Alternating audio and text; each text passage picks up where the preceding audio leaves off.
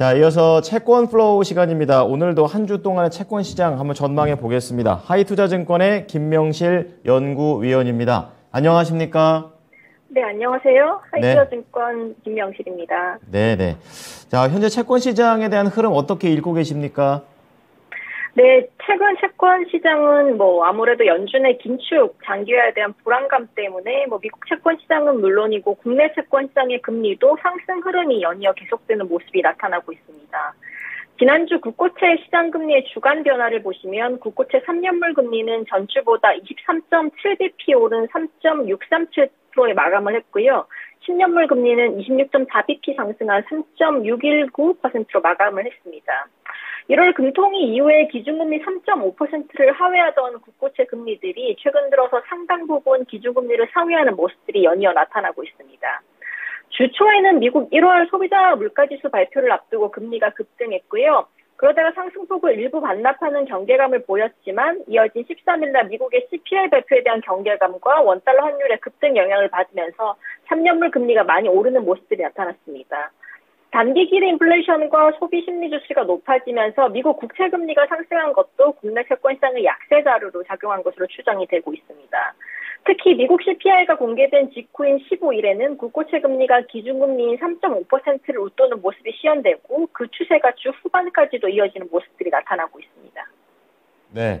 자, 미국 시장의 이런 매파적인 움직임들이 국내 채권 시장에도 영향을 미치고 있는 부분, 국고채 시장에서 나오고 있습니다. 자, 그러면 채권 시장의 이슈를 좀 분석해 보고요. 오늘 한 주 어떻게 전망하시는지 궁금한데요. 키워드로 좀 줄여서 말씀해 주신다면요. 네, 아무래도 2월달 금통위 결과가 이번 주 가장 주목되는 재료일 것 같습니다. 네, 조금 더 자세하게 내용들 분석 부탁드립니다. 네, 우선 금통위 전 22일에는 미국의 2월 FOMC 의사록이 먼저 발표가 될 예정입니다. 지난번 회의에서 정책금리 25bp 인상을 결정한 바 있어서 당시에 향후 금리 상폭과 기간 그리고 경제 및 물가에 대한 위원들의 내부 논의가 주목될 것 같고요. 같은 날 주간 신규 실업수당 신청자 수도 발표가 되는데 지난주 19.4만 명 이후에 전주에 비해 감소해 견조한 노동시장을 시사한 후 이번에도 추가 감소가 될지 여부가 포인트가 될 것 같습니다. 좀 더 덧붙여보면 미국 고용시장의 핵심은 미국 노동시장의 불균형 해소가 가장 관건일 것 같고요. 향후에 노동수요 냉각, 이어서 노동수급의 불균형 개선, 그리고 마지막으로 서비스 물가 안전 기체 고착으로 인해서 제약적 통화정책 유지가 필요성이 좀 낮아진다라는 그런 컨센으로 이어지기 위해서는 무엇보다 그간 누적된 긴축 효과를 통해서 노동 수요 수축이 핵심이 될 것 같습니다. 노동 수요 위축이 지금처럼 계속 지연이 된다면 연내 연준의 제약적 통화정책 스탠스의 변화가 나타나기는 좀 어려울 것 같고요. 이 부분들이 시장금리의 하반 경직성을 만들어낼 수 있어서 향후 수요 관련 둔화가 나타날 수 있을지 체크할 필요가 있습니다.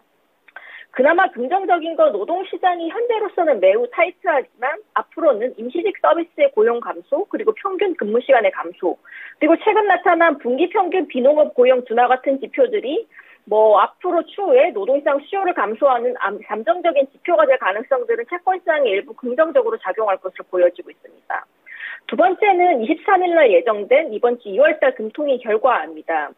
당사는 저희 회사 같은 경우는 대외 요인 부담에도 불구하고 3.5% 금리 동결을 전망하고 있고요. 동결의 가장 큰 요인은 국내 성장률에 대한 하방 리스크와 PF 관련한 금융 불안감 요인이라고 생각을 하고 있습니다. 아시다시피 올해 한국의 수출은 최악의 경우에는 마이너스 20% 가까이 둔화될 가능성들이 굉장히 높은 상황입니다. 결국에 올해 수출 증가율이 마이너스로 예상이 된다면 올해 수출을 기점으로 올해 성장률 역시나 올해 상반기 정도에는 0%대 성장률의 가능성까지 굉장히 높습니다. 만약에 하반기 때도 수출이 올라오지 못한다면 저희로서는 금리 인하도 배제할 수 없다라고 판단을 좀 하고 있고요. 두 번째는 PF 상황입니다. 아시다시피 정부의 지원 정책이 없었더라면 극단적으로 말해서 주요 일부 금융사라든지 중소형 건설사들이 망하더라도 이상하지 않을 정도로 지금의 PF 상황들은 굉장히 좋지 않습니다. 당연히 금리가 높고 부동산 가격이 빠지다 보니까 당연한 그림이고요.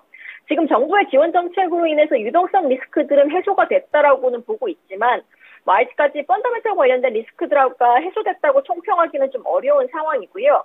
여전히 중소형 건설사와 그리고 보증 중소형 건설사들이 보증하는 ABCP 금리들은 두 자릿수대의 높은 금리들을 보유하고 있습니다.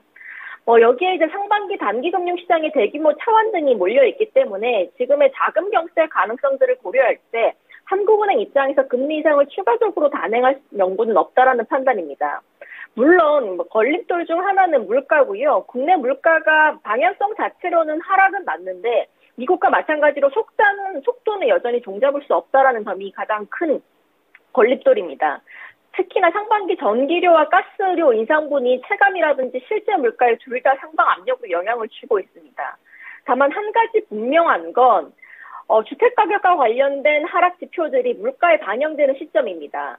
작년 2, 3분기부터 주택가격이 빠지기 시작했기 때문에 올해 2분기 이후로는 주택가 관련과 관련한 하락분이 물가 하방 압력으로 작용할 수 있다는 점도 한국은행의 향후 고민을 덜어줄 수 있는 요인으로 작용할 수 있을 것 같습니다. 네. 자, 이러한 내용들 잘 참고로 하겠습니다. 감사합니다. 네, 감사합니다. 네. 자, 오늘 채권 플로우는요, 하이투자증권의 김명실 연구위원이었습니다.